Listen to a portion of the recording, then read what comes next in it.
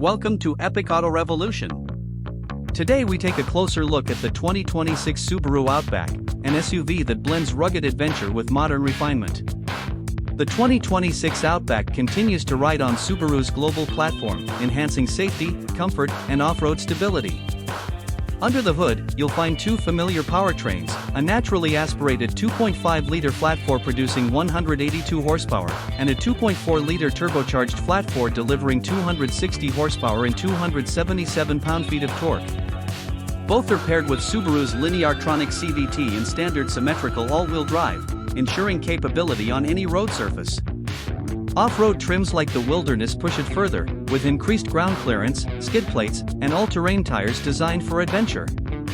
Inside, the Outback offers an 11.6-inch vertical touchscreen with Apple CarPlay and Android Auto, premium materials on higher trims, and Subaru's EyeSight driver assist suite with adaptive cruise, lane centering, and pre-collision braking.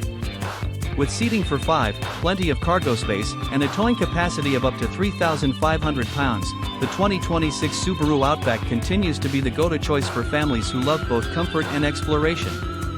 Would you take the Outback Wilderness off-road, or keep it as a family adventure SUV?